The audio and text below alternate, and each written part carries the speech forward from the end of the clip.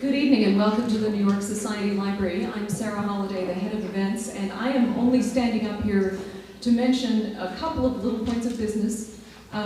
First of all, if you have a cell phone or anything that might go bleep or fleetle during the presentation, I would ask you to silence it at this time. There will be plenty of wonderful content coming from this direction. Secondly, we do have books for sale by all three of our speakers this evening from our friends from the Corner Bookstore, and if you'd like to buy one or three books, Davi in the Peluso Family Exhibition Gallery can help you out after the event. Also want to mention we put out a very, very small tray of refreshments over here. Just thinking about a little evocation of food and memory, I went to look for madeleines.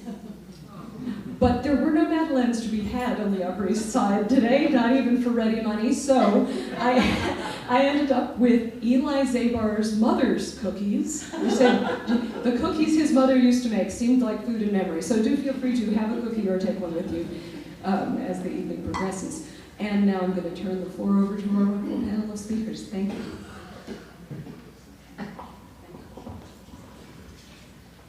Hello, everybody. I'm Julia Malucci. I'm your moderator for the evening, and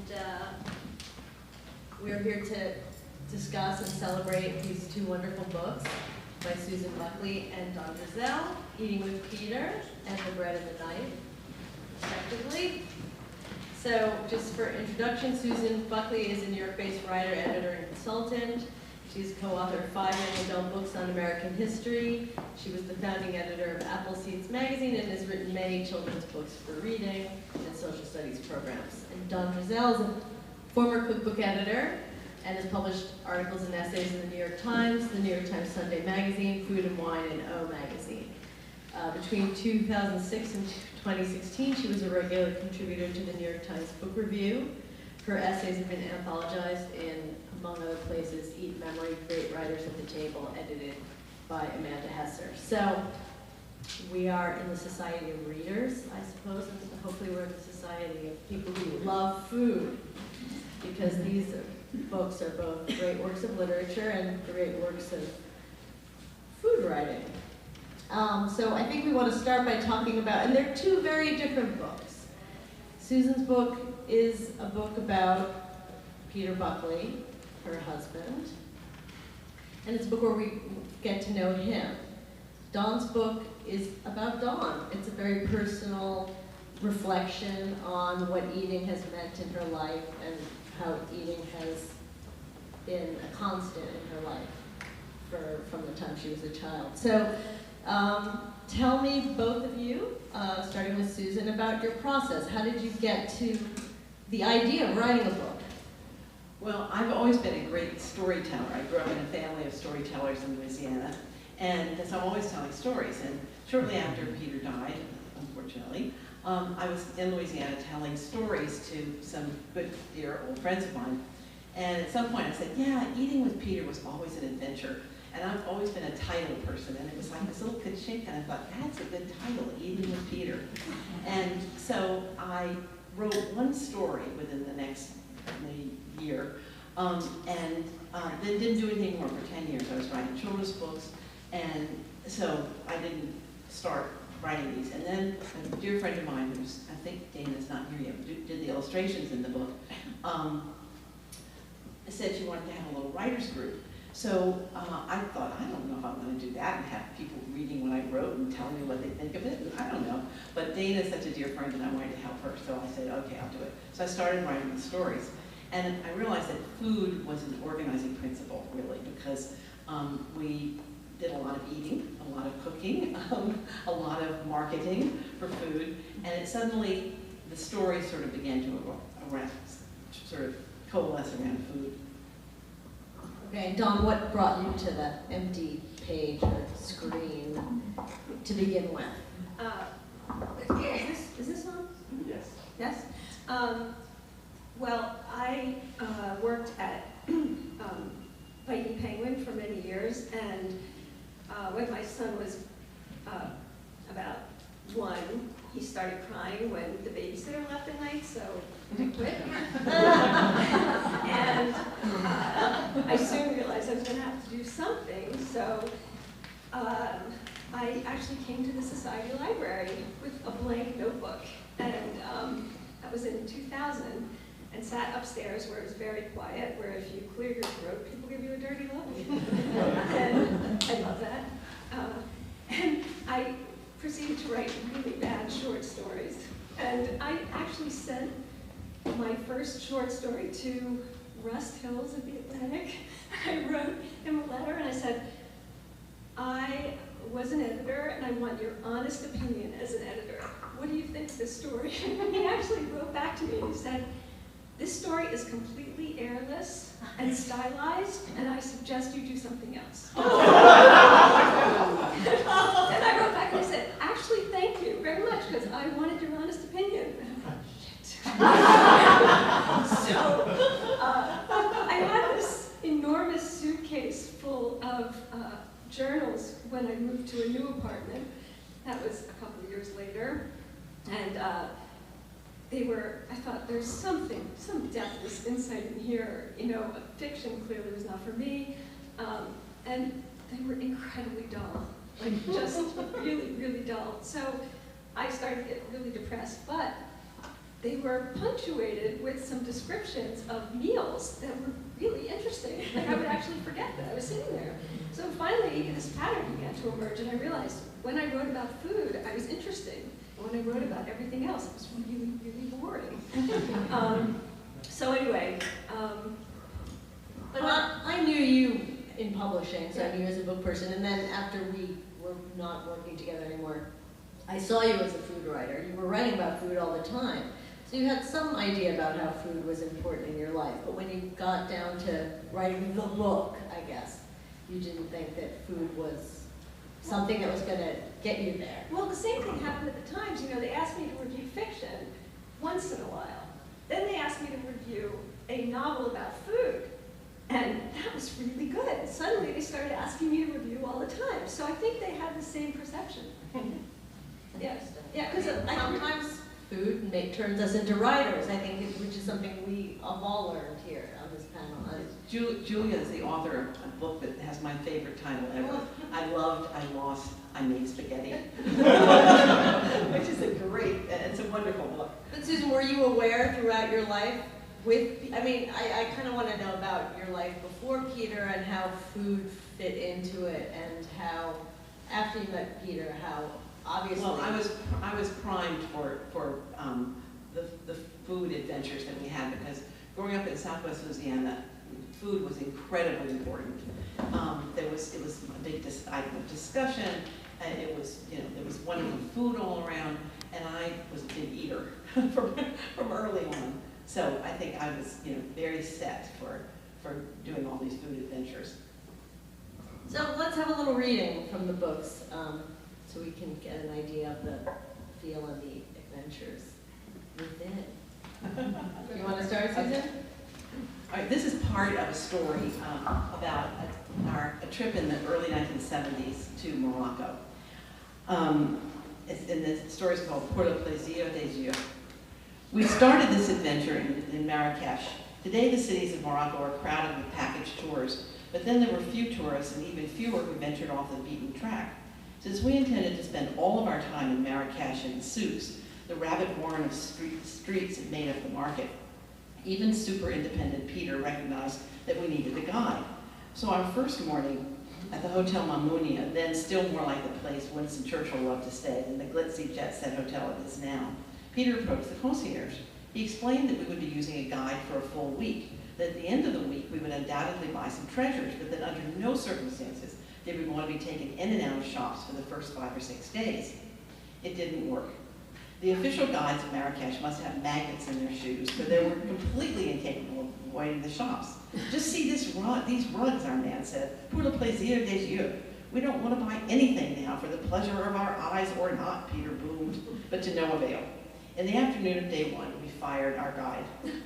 We spent the rest of that day in the extraordinary Place Jamal el-Fna. The place looked like a North African version of a medieval fair. In the morning, it was filled with tradesmen, no women, selling fruits and vegetables. Barbers were cutting hair and giving shaves. One man came every day with his small bathroom scale.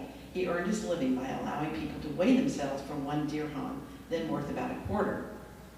There were scribes too, men who could not read or write, sat earnestly in front of them, dictating letters to be sent or having them read documents that they then signed.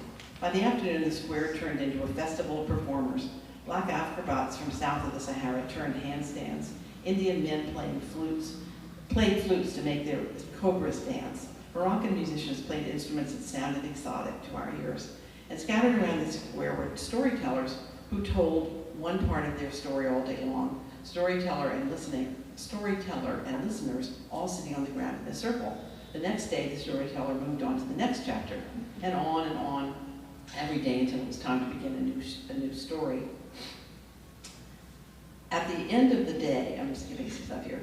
At the end of the day, with no guide, we sat in the Café de la Glacière, sitting in the cafe at the edge of the square. By the end of that first day, we were exhilarated, exhausted, and puzzled. How are we going to navigate the souks without a guide?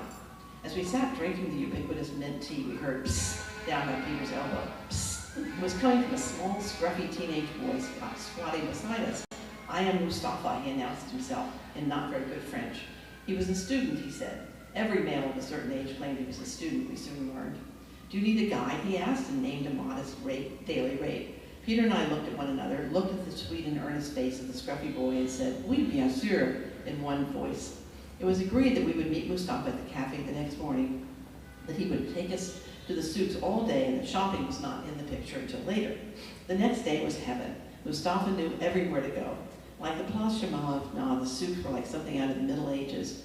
You walked along a street crowded with the people of Marrakesh, shops and workshops on either side, straw mats covering the sky overhead. Our one street was nothing but shops making and selling jewelry. On another, every open door revealed boys pounding metal to make cooking pots. On another, there were weavers, and on and on. By late afternoon, Peter and I were delightedly walking down yet another street, gaily colored yarns drying above our heads, when suddenly, out of nowhere, 2 Marrakesh policemen swept down upon us, grabbed Mustafa by the arm, and dragged him away, shouting in Arabic. We were stunned. What in heaven's name had just happened? After a restorative cup of mint tea at the cafe, we trudged to the edge of the square where our car was parked. As we sat in the car thinking, now what, we heard a familiar psst. Sure enough, crouching down next to the car was Mustafa, looking the worse for wear and rough handling, but plucky as ever.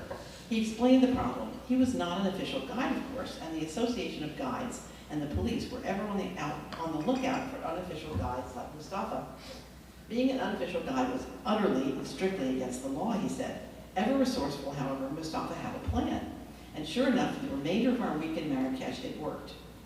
Having mutually decided on an agenda for each day, Mustafa would walk ahead of us, never looking back at us, but directing a stream of information and directions over his shoulder. We followed, never letting him out of our sight, and highly amused by the whole escapade. It worked brilliantly. When it was almost time for us to leave for the south, Mustafa told us that his mother was very grateful that we were helping her son. She would like for us to come to dinner. We accepted instantly, realizing what an honor it was for Mustafa's mother to feel comfortable in inviting American strangers into her home.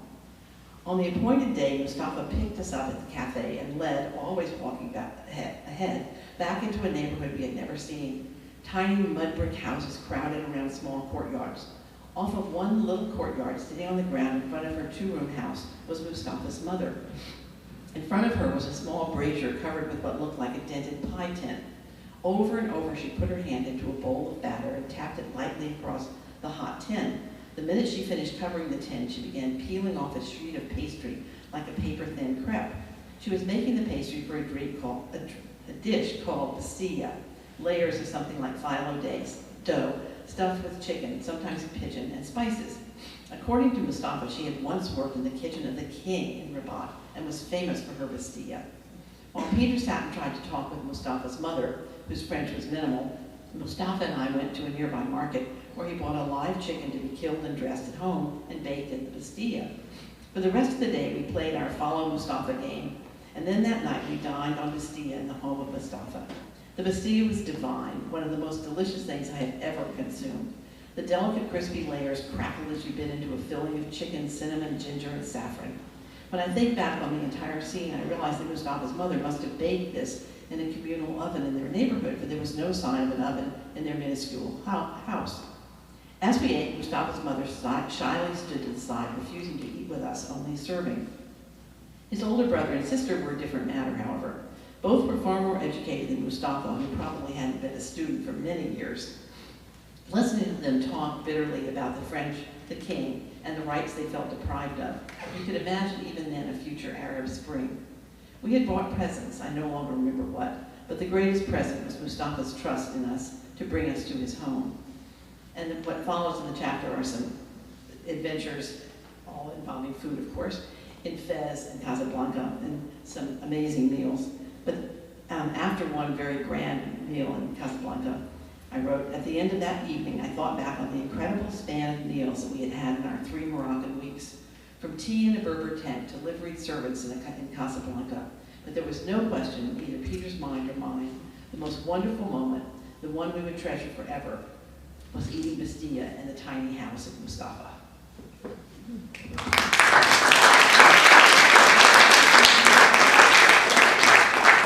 So as you can see, Susan's book is full of these exotic trips to Marrakesh, France, Italy. They're going here for a month, they're going there for a month. You get 3/4 of the way through and she mentions that she has to get to an office. And you're like, she has a job? How do I get that job? Now, Dawn, I know for a fact, had jobs because we worked together many, many years ago. And she talks about work in her book.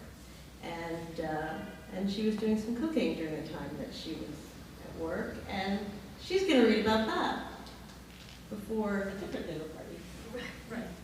A life not similar to Right. exotic. A very different dinner party. My book,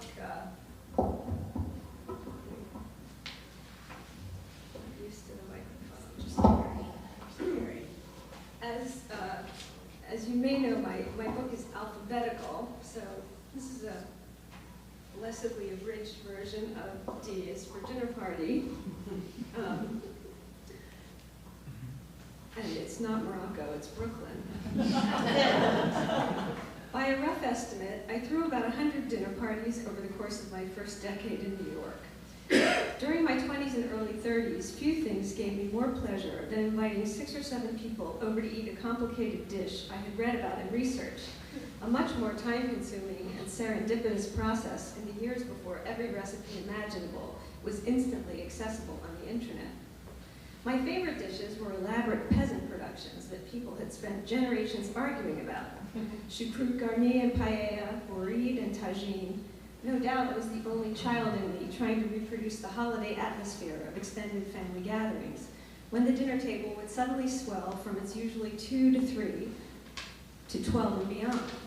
My policy of never making any recipe twice kept life exciting, but it resulted in the occasional spectacular failure, like one evening's chicken in a bulletproof salt crust. When the hammer and screwdriver suggested by the recipe proved useless, I tried dropping it on the kitchen floor, where it chipped the terracotta tile and rolled up in the refrigerator. When the armor finally yielded to a crowbar retrieved from the trunk of the neighbor's car, it was revealed that instead of roasting to golden brown perfection, the bird had steamed into something resembling a shrunken head. Nevertheless, most of these dinners were pleasant, and many were delightful. Just one, however, stands out in my memory as perfect. It took place on December 27th, 1990, a date I can verify because, at some point during the evening, an unexpected snowstorm began blanketing the city. The day before, my husband and I had flown back from a Christmas visit to my parents, who had loaded our carry-on bags with an enormous uncooked porchetta, 2 bottles of excellent Margaux, 1 of green chartreuse, and 2 boxes of liqueur-filled chocolates. One of the advantages of being relatively young and poor was that we could share our eclectic windfall without the fear of being judged. It was the 20-something version of sharing a care package at camp. Like much of our hospitality then, it had an impromptu purity that I never managed to recapture in later, flesher years. The hors d'oeuvres had long been decimated when the porchetta was finally ready. As we stood to filter into the dining room, everyone drained his wine glass in preparation for the Margaux aerating on the sideboard. In the center of the dining room, my grandmother's fruitwood dining table glowed like a candlelit island. We had dispensed as usual with the first course, and thick slices of porchetta were fanned out on a platter in the center of the table. Beside it was a huge bowl of potatoes fontecchio, a recipe from the Silver Palette Good Times cookbook. They were delicious enough to be one of the sole exceptions to my rule of never repeating a dish. Whole wheat potatoes roasted until nearly desiccated, cut in half and tossed while still hot with loads of minced garlic, extra virgin olive oil, fresh mint, salt, and pepper. Flanking the candlesticks were a basket of fresh semolina bread with sesame seeds from the Italian bakery on Court Street and a watercress and endive salad.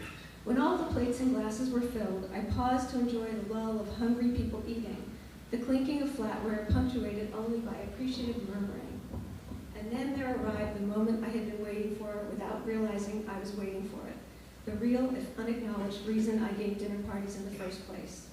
The moment when time stood still and I was suddenly suffused with the unassailable certainty that all was right with the world.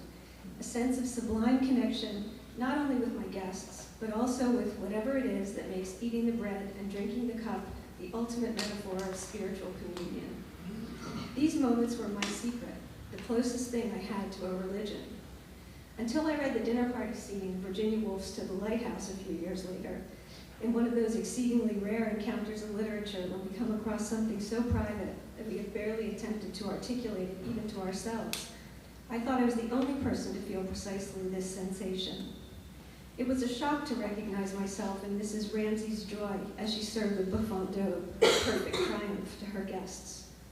It partook, she felt, carefully helping Mr. Banks to a specially tender piece of eternity. Of such moments, she thought, the thing is made that endures. This feeling unconsciously emanating from the guests that we constituted an island against the darkness outside made all the trouble of shopping and cooking and cleanup worthwhile. It was grace, produced by what M.F.K. Fisher calls the alchemy of hospitality. What distinguished my perfect dinner party from all the others was that the moment didn't evaporate at the beginning of the meal. It dilated, surviving even the transition back to the brightness of the living room.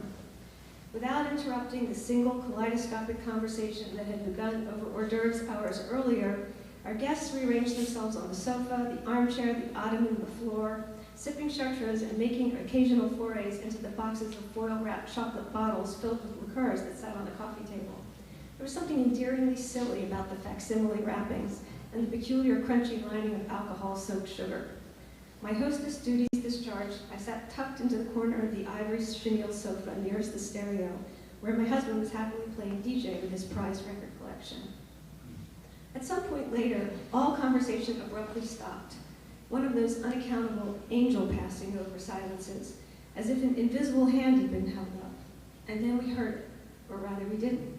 An eerie neutron bomb, middle of the country stillness, wrong for Brooklyn. Running to the window, the ingenue raised the blinds to reveal an opaque curtain of pure white. Huge, heavy, steady flakes had blurred the familiar outlines of the street, like a white duvet thrown hastily over bunched-up bedclothes. Someone looked at his watch and exclaimed disbelievingly that it was 4 o'clock in the morning. How had we all lost track of so many hours? It was the snow, that in muffling the street noises had silenced the subconscious chronometer that city dwellers used to keep track of time. Suddenly, everyone was up, putting on coats, saying their goodbyes. A plan was hatched that the Manhattan contingent would walk across the Brooklyn Bridge, and the Park Slope contingent set off for home through Borum Hill. My husband and I, glad not to have to brave the cold, stuck our heads out the window, arms around each other's waists, to watch them whooping and laughing through the unmarked whiteness until they split into two groups at the corner and went their separate ways. About 15 years after that evening, I was staying at the inn at Shelburne Farms in Vermont with my second husband and our young son. Glancing up from my book on the lawn one afternoon, I saw the ingenue for the first time in a decade, sitting under a tree a stone's throw away. She was so deep in conversation with another young woman that their foreheads were almost touching. If I had thought about it, I wouldn't have interrupted, but she was so completely unchanged that the intervening years seemed to disappear, and I found myself standing in front of her and saying hello. She was polite enough to try to suppress a visible wave of irritation at being intruded upon, but when she looked at my face, it was as if she were surfacing from a great depth. After I repeated my name, she remembered who I was, but the warmth I expected didn't accompany the recognition. Without introducing me to her friend, she told me she was getting married at the inn that weekend. I congratulated her, and she thanked me, but she regarded me so coldly that I realized it was intended as a dismissal. I was clearly a petty irritation, like a fly that had landed on her dinner. Flushing, I hurriedly said goodbye and retrieved my book with as much dignity as I could muster.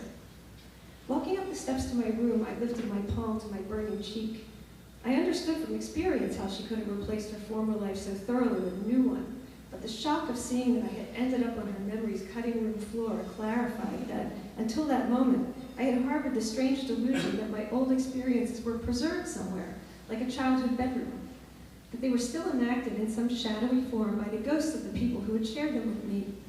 Years earlier, in a periodic replaying of the dinner party in my mind, I realized that my relationship with every last person there, even the bond that was supposed to last forever, had turned out to be as ephemeral as the meal. This woman had been a player in the drama, and here she was in the flesh, having forgotten all about it, about me. That meant that my treasured memory was not a talisman I shared with all the others, not a mystical continuity transcending our ruptured connections, but merely a recreation I had staged in my mind and obsessively revisited. As I looked out at the white caps of Lake Champlain, I forced myself to summon up how each of those relationships had ended. It amounted to a catalog of human frailties, mostly mine. But as the bird said in T.S. Eliot's Four Quartets, humankind cannot bear very much reality. So I sank onto the faded chaise longue and ran the dinner party again from the top, putting the ingenue through her paces one more time, running to the window, whooping through the snow, back where she belonged.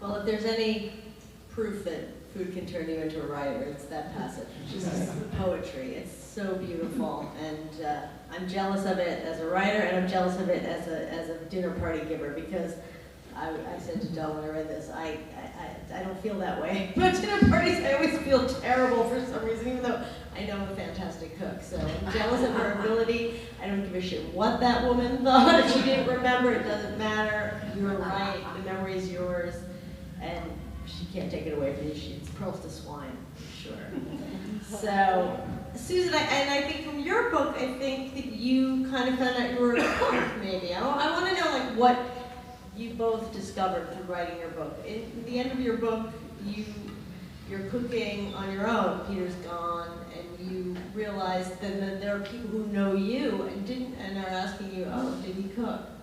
Yes. And you're like, yeah, he did. And you only think of yourself in relation to him as a cook, but 25 years of Peter being the amazing cook, and I was remembering when I was coming over, we had a series of guest books, and they're full of all kinds of wonderful things, and one that I always remember is somebody who wrote, "You can't be an amateur eater when you dine with Susan and Peter." So food was, and dinner was always this very important thing, and I was essentially had the great luxury of making dessert and sort of putting everything on the table, but not having to plan and not cook, and always knowing that there was going to be something wonderful and fascinating. And it wasn't fancy food, it was just really wonderfully good food, and sort of always inventive. Peter sort of made up things as he went along. And so when Peter died, dinner parties had been such a big part of, not dinner parties per se, but having people around at dinner. There were always people, there were us and the kids, and then pretty soon, you added a couple people, so there was a lot of entertaining of a lot of people. And that had been such an important part of my life that I couldn't give it up. But then the very first time that I had friends over for dinner, and they were old, wonderful friends from Louisiana who would have loved me if I had given them ruble. It would have been fine. But I remember just being terrified and so unhappy and so thinking, and it was fine. And pretty soon I discovered that I had, in all those adventures, and an exposure to all these wonderful cooks and markets and whatever else, that I had learned how to put a meal together and how to make it work. do you think that, I'm going to get all feministy about this, it feels like Peter was an overshadowing presence. I mean, I'm sure he was incredible, but do you think that writing the book was an act of independence, like cooking and sort of finding yourself? Well, do you think that I said in the introduction, I said, like all lives and all marriages, there were good times and hard times. This book is about the good times, because I really wrote it because this was a very larger-than-life, fascinating, often very difficult man. And it was worth it all, but it was not always easy. And so this was a real chance, I realized as I was doing it, to remember all the good times. So can we look forward to the unexpurgated eating with Peter? Me too, eating with Peter. Think about that. Think about it. So Dawn, I'll just say that Dawn had to do something that would be just terrifying to any food enthusiast writer, which was that she had to cook for MFK Fisher. So and that story is in the book, but do you want to tease a little bit of that story for the crowd? It's a wonderful story. How did it happen, first of all? How was it that you, Dawn Drzal, editor of cookbooks, not yet an author of a memoir, how did you end up cooking for MFK Fisher? And how did it go? Reluctantly. Yeah, it was a disaster.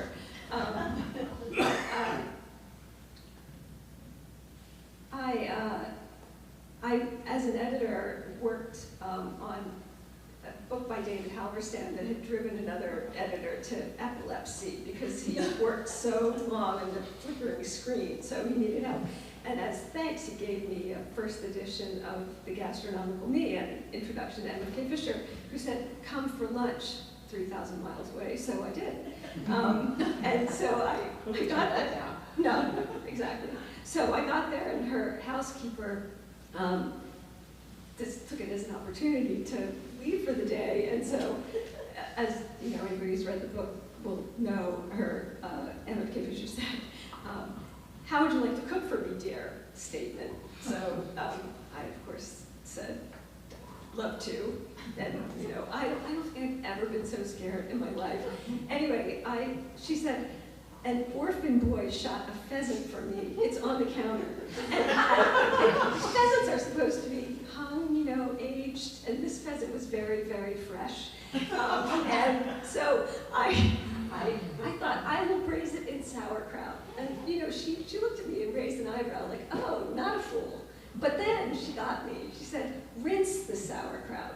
So now rinsing the sauerkraut, of course, you know, obviates the use of the sauerkraut, which, bitch. So I rinsed the sauerkraut, and of course, the pheasant is tough, but you know, she really was defeating herself because she takes this enormous bite of the thigh, and it lodges in her throat. And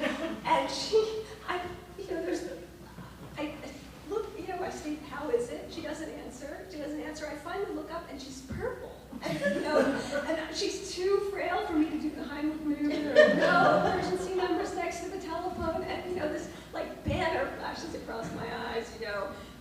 MFK Fisher, dead at 80, aspiring author, kills MFK Fisher. And, you know, I actually walked around behind her because I was going to do the Heimlich maneuver. I think it's better to break something than to have her actually die. And at that moment, this huge hunk of pheasant flies across the room.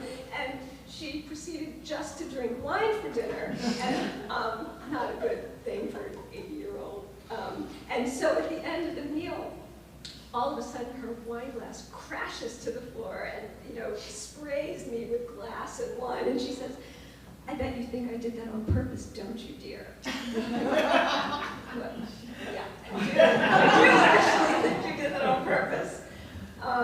And also, in another story, in Times, her housekeeper left a dead mouse in my bag. Just, you know, just the Needless to say, she did not write the biography. yeah. I think I was forewarned between the two of them. It's like, whatever happened to Baby Jane? Yeah. So. Well, you need to edit an anthology of MFK Fisher war stories. Actually, all the people who tried and failed. Yeah.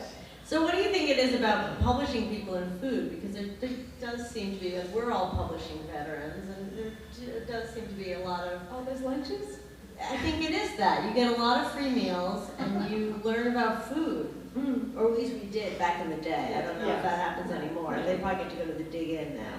But we did get to do that. That's part of it. But, I mean, as a writer, you control words. As a cook, you control ingredients and you turn them into something magnificent. You do get to Yes, tell your side of the story. You get to write the history, right? You get to tell the final version.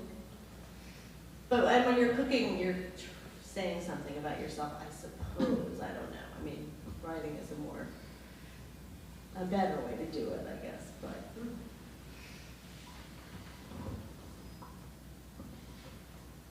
let me look at my questions.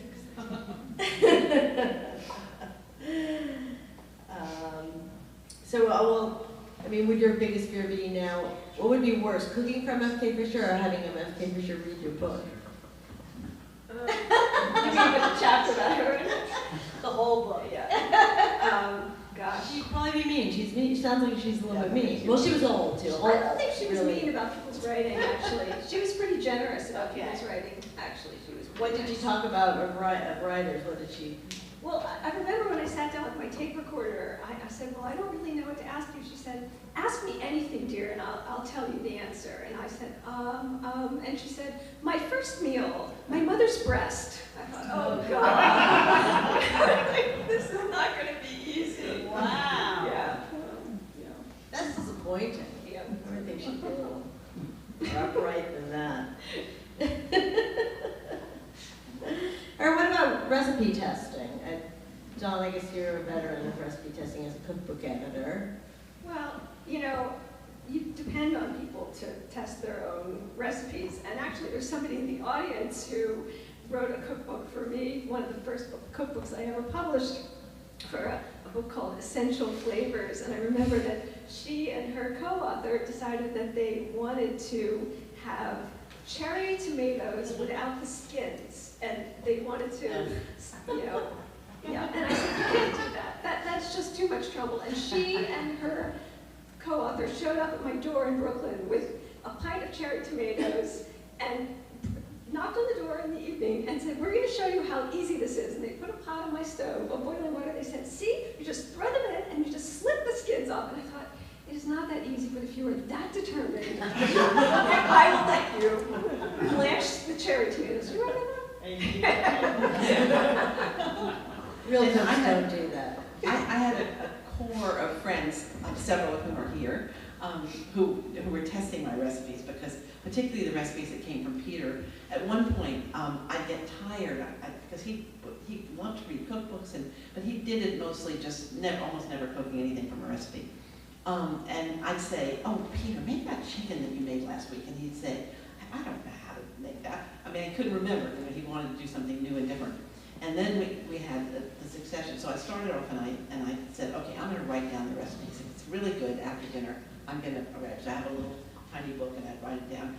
But of course, the recipes would be things like, there was chicken yes dear, because that was really good. And there was chicken yes dear, and then there was chicken yes dear. So they had all kinds of crazy titles. But his way of writing the recipe was that basically to say, put some olive oil on it, put some salt and pepper, put it in the oven, do such and such, and eat it. I mean, these were not very precise recipes at all. And so I got people like Steve and Lynn, who are here, to be my recipe testers, which was. Now, would your fear be, or would you have any fear of Peter reading the book? No, I think he'd be amused by a lot of it. I mean, because a lot of it was the stories that are in here are stories that were of things Yeah, that it's were. not the unexpurgated eating with Peter that we're going to get in 2022. But I think he would be amused by it. And by the Maybe you portrait. would say, but you're not the cook, get out of the way. Get out of the kitchen, you can write. But, one of the questions you had asked Susan was, what did you learn about food and memory from writing the book? And, one of the things I learned was that, I feel like my past is like a chicken that I cooked in a stock that, all the flavor is gone. I have nothing left to say. But the other thing I realized was that, for me, people thought I was exaggerating when I said I only remember things because I ate something, memorable. The other day I was having dinner with my ex-husband and my son, which another story. But yeah, we were talking about going to Ireland, and I said, well, I know we went to Ireland, but I never went to Dublin. And I'm eating my food, and I hear this this silence, and I look up, and they're staring at me. And he went, oh, we spent a week in Dublin. She was like, we did? Like, I mean, There was nothing to eat there. yeah, exactly. That was really shocking. Clearly, we ate nothing memorable. But I mean, when, I was doing like this reading about how the hippocampus is where Right. your short-term memory is turned into long-term memory. Clearly, if nothing is eaten, it does not go into the long-term memory. It just doesn't go there, and that's really scary. And I had, there were lots of adventures. Like we took an unbelievable trip to Egypt, but there wasn't any really exciting food. So I couldn't put it in the book because it didn't. How did Peter survive that? Oh, yes, See, yes. that's the difference. That's true, that's true. So how do you think that happened to you, Dawn? Was it because of your fabulous Italian grandparents? No, I think it's because of my horrible parents. I mean, no, seriously, because I think that, nobody can tamper with your food memories. Like, those actually get They recorded. can't be corrupted. Yeah, as they were. But people can work on your other memories and tell you whether it happened or it didn't happen. So I think the only safe memories were the food memories. Yeah. So what, did anyone come out of writing, I'm sure everybody did, come out of writing a book surprised by something you felt or something you learned by going into these stories and going deep? I actually was surprised, speaking of my parents, how many good things my stepfather ended up doing, like intervening at important Right, it did sound that way. No, And I mean, no, he didn't. he even gets a recipe. I know he does, but those who know me are raising an eyebrow. No, he did some really terrible things, but he also did some really important things. People are a mixed bag, Yeah, we're all good and bad, and that is a good, lesson to learn in empathy, right? We're all trying our best. Some are worse than others, but we all have our good moments. Right. Yeah, and for me, it was really just, it was this opportunity to pull together all of these really funny, adventurous things that happened, and to sort of show the good parts of this very difficult person. Because these were things in which the sort of larger-than-life qualities often led to amazing adventures. And I was thinking at some point, somebody said to me, what advice would you have for people today where it's a very different food world and everybody knows everything and you can get millions of recipes and you can buy 87 kinds of balsamic vinegar and, the A&P, or not the A&P. But it's not right. In Christini's, when we made an entire trip to Modena just to get balsamic vinegar, which nobody in the United States had ever heard of at that point. But so somebody said, well, you can't do those things now, we have everything here. And I was realizing that my advice was be curious and make friends, were the sort of mantras that I would say, because that's really what was at the heart of Peter's. He was so curious that we would always finding ourselves having these adventures because of his curiosity. And it really, when it all really boiled down to being about the people. It was the farmers who were selling at the market, and it was the fact that we got to be friends with this 3-star chef, and he took us to the market, and it was all about sort of curiosity and friendship. And He never did anything the easy way, right? No. He never just popped down to the corner to grab a head of No. lettuce. Right.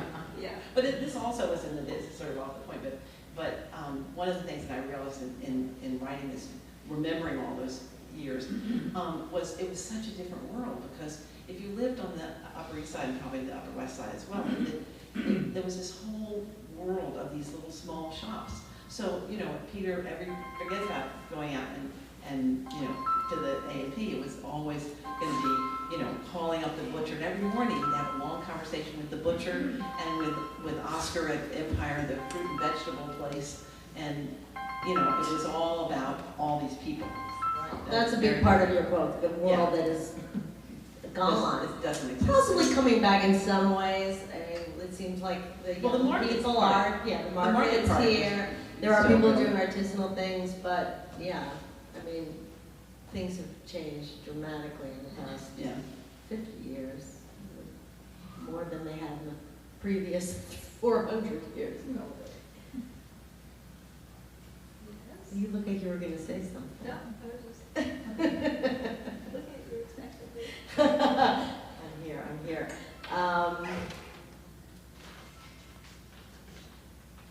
All right, so Dawn, what are you going to write next? Actually, halfway through the second draft of a novel. Is it going to incorporate food? Didn't learn my lesson. Yeah. Are you going to get food in there? No, there's not one meal in there. Really? But you feel good about it. You're feeling like you don't need food. You can kick off those crutches. It's a young adult novel. I figure this is like a Very good. Okay.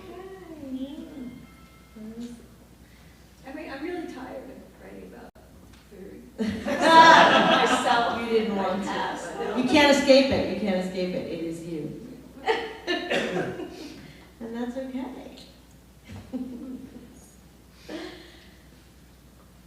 I'm gonna look at my questions, but if anyone has anything they want to say, Susan. Yeah, just do it. Does anybody in the audience have any questions? Yeah, I guess we could move on to that. Julia, I would love it if you threw in a few words about your book. Oh, Which I know is not this quite is not about me. It is now. Also a food memoir. I wrote a memoir, much like Dawn, I guess, since one of our topics is organizing principles. I was writing about my disastrous love life because I had one experience too far. And I was writing, and I thought what I was writing was really stupid, or not necessary, because this was during the time of Sex and the City, and everybody was writing about their dating, and who cares.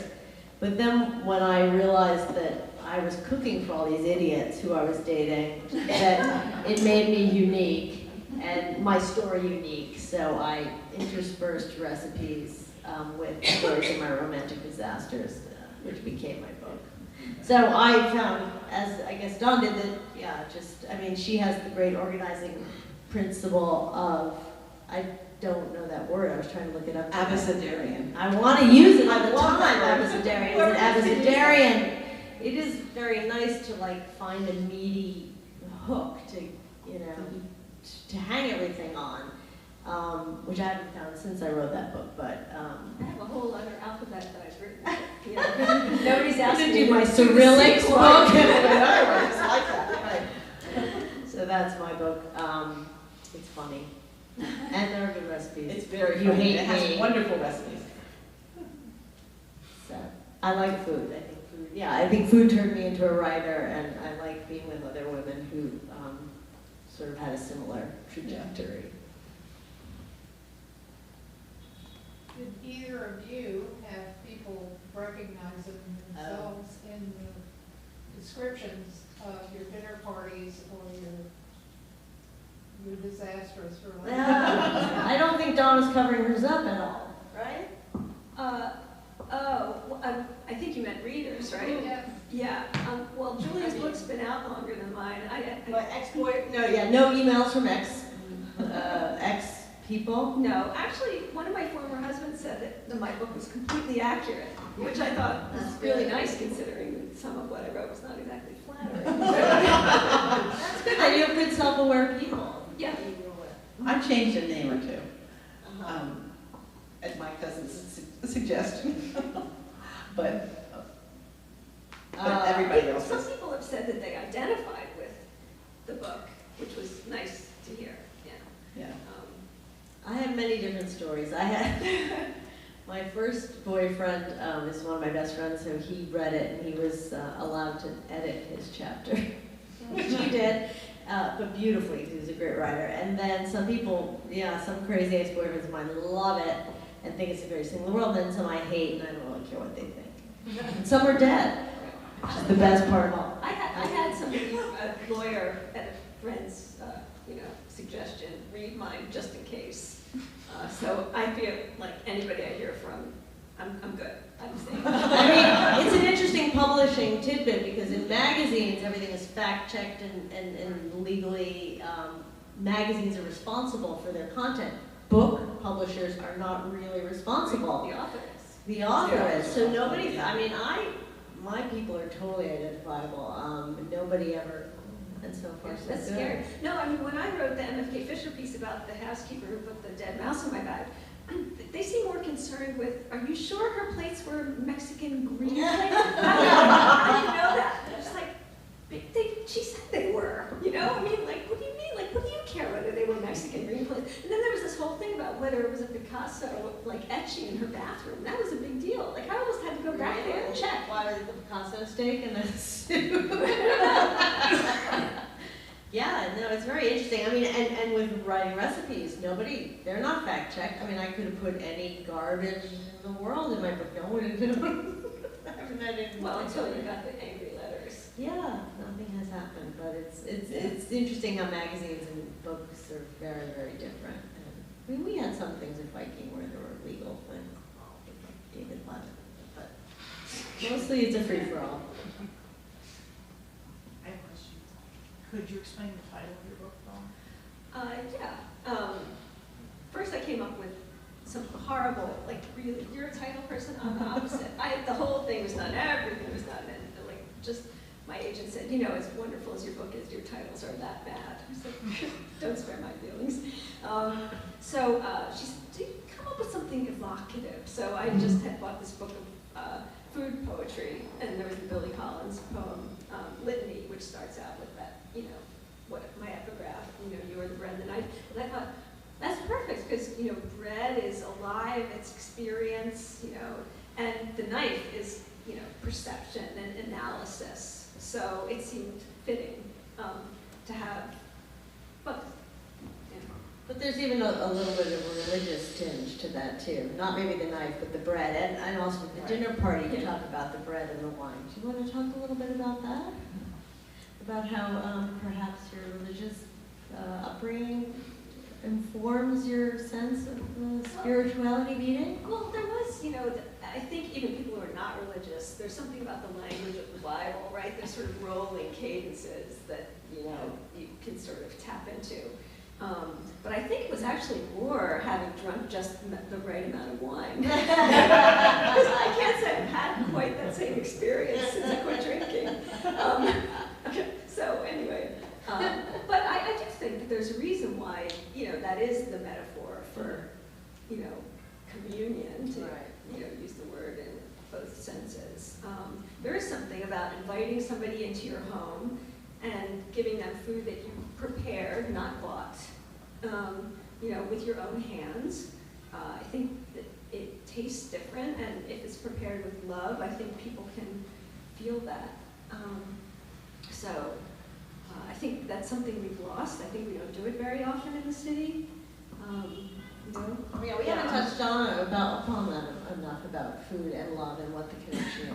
But Susan, you're going to say I was just going to say, I'm always amazed at people who say that they don't ever entertain, you know, because entertaining or having a dinner party becomes having a dinner party as opposed to having people come to your house for dinner. That it seems to be something that people don't do as often, I think, as we sort of just did without, it was sort of taken for granted. And it doesn't have to be a dinner party, right? Yeah, exactly. It was just having friends and family there for dinner. Yeah.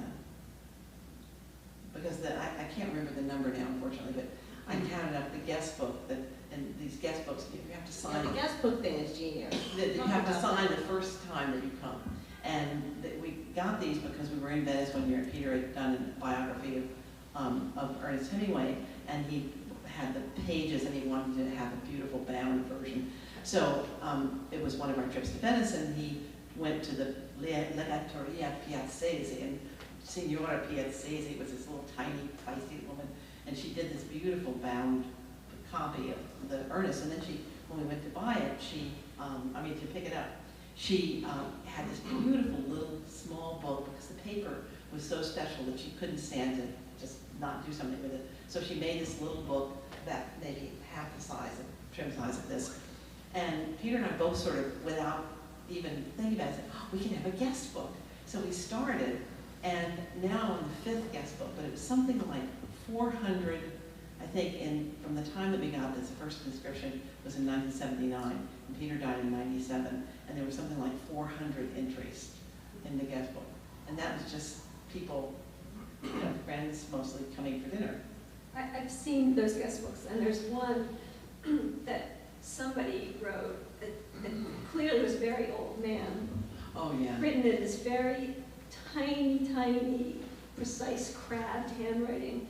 And it was around Christmas. Oh, it's Christmas dinner.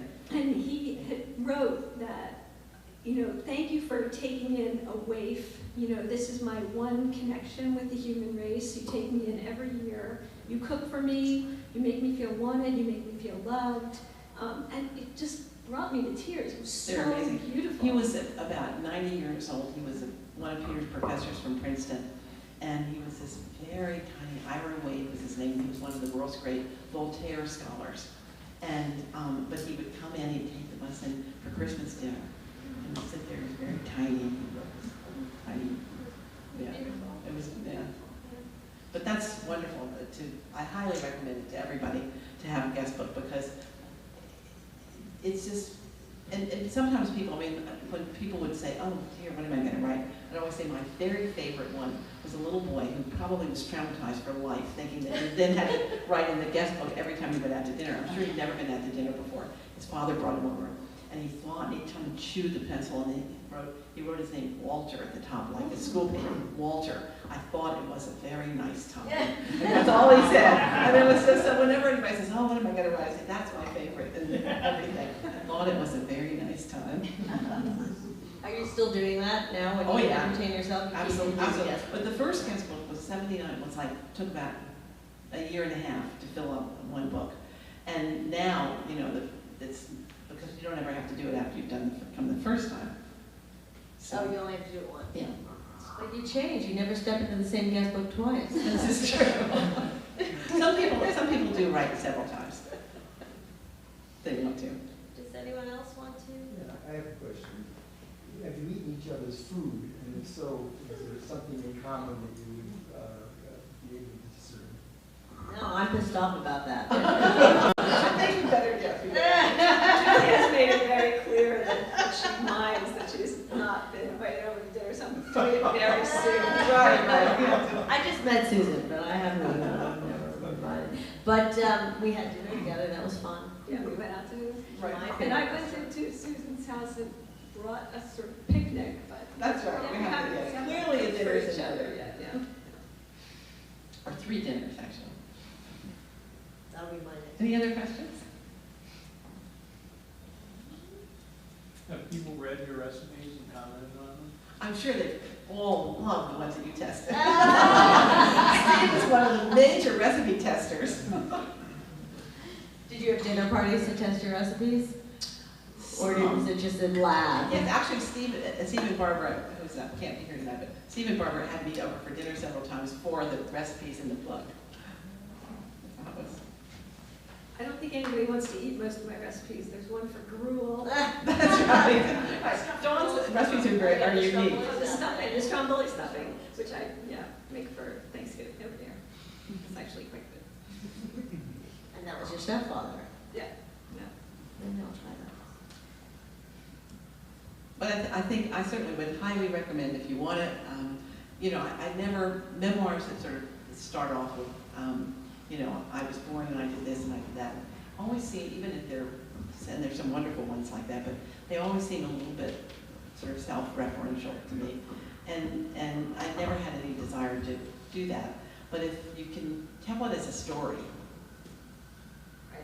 I think. I am born. That's what Charles Dickens You usually can do it as a story.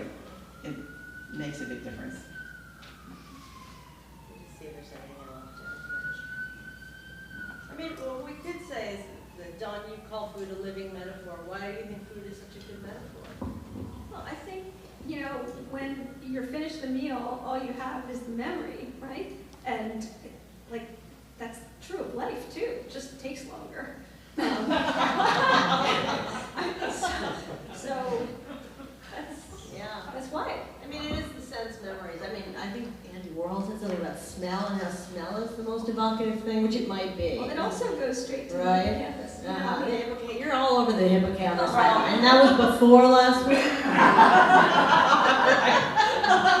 It was before last week. No,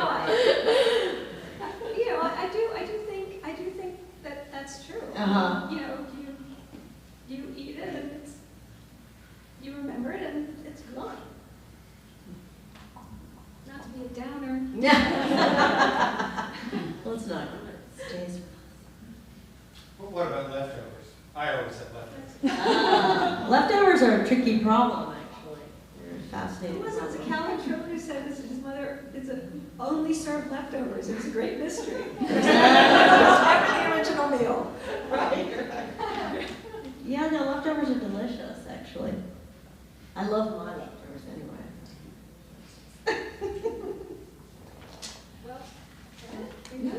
Thank you so much. Are we done? Thank you. Thank you all.